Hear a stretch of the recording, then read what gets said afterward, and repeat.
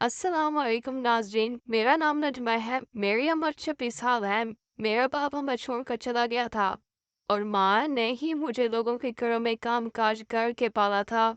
हम दो माँ बेटी ही थी क्योंकि मेरा कोई भाई नहीं था और मैं पैदा हुई तो मेरे अब्बू नशा करने लगे थे। इसके बाद अम्मी अब्बू की अक्सर लड़ाई ही रहती थी।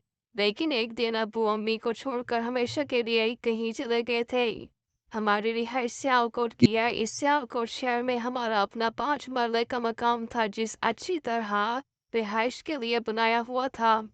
अब्बू के जाने के बाद हमारे घर में खाने को कुछ नहीं होता था, इसलिए अम्मी लोगों के घरों में काम काज के लिए जाने लगी। इसी तरह हमारा रोजी रोटी चलने लगा। अम्मी ने काफी सारे पैसे इकट्ठे करके मेरी शादी कर दी थी और घर जवाई रख लिया था। मेरे शोहर की उम्र तकरीबन 40 साल थी। इसका नाम अनवर था। मेरे शोहर पहले भी हमारे घर में आता जाता रहता था और इसकी अम्मी के साथ भी ताल्लुकात थे, इसलिए अम्मी ने इसे मेरे साथ निकाह करने के लिए कहा था। तो अनवर भी मान गया था और काफी खाते पीते घराने से था, इसलिए अम्मी ने इसको मेरा हाथ दे दिया था। लेकिन अनवर साहब के साथ ही इसका एक 16 साल बेटा भी था जो इस स्कूल में पढ़ रहा था। तो अनवर साहब ने इसको भी मेरे साथ ही रख लिया था और मुझे अम्मी कहकर बुलाता था, लेकिन मुझे वो पसंद था और मेरी नीयत इस पर बदलने लगी थी। अम्मी अक्सर अनवर के साथ बाहर निकल जाती थी। मैं और मेरा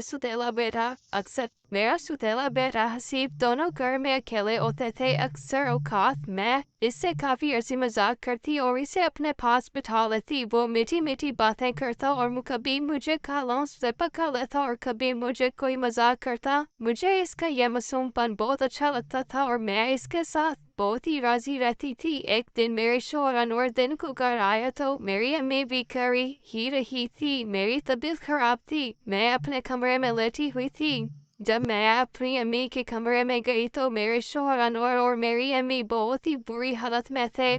मुझे ये देखकर काफी गुस्सा आने लगा था और मैंने अपनी अम्मी को काफी बातें सुनाई थी, लेकिन मेरी अम्मी को इस बात की शर्म नहीं करती थी कि इसकी बेटी का शोहर भी इसके साथ वो काम करता है। मुझे भी अब अम्मी अपने शोहर अनवर से बदला लेना था, इसलिए मैं इसका कोई हल निकाल रही थी। एक दिन वो दोनों अनवर और अम्मी के किसी काम से बाहर चले गए थे तो मैंने हसीब को पकड़ लिया और इसे मनाने लगी थी। ऐसा ऐसा इसका भी मूड बनने लगा था और वो भी मेरे साथ राजी होने लगा था क्योंकि वो भी देखकर खराब होने लगा था और इसकी आदत का मुझे पहले ही पता था। मेरे लिए मौका था कि मैं इसको अपने लिए राजी कर सकती थी क्योंकि अम्मी को देखकर मेरे अंदर भी शर्म भी खत्म हो गई थी और मैं अभी बुरी हालात में पड़ने लगी थी। एक दिन हसीब स्कूल से वापस आया तो इसकी तबीयत थोड़ी खराब थी। मैंने डॉक्टर को बुलाया और इसे मेडिसिन लेकर दी थी। डॉक्टर ने गलती से इसे वो गोली दे दी थी। हसीब तैयार होने लगा था। मैंने भी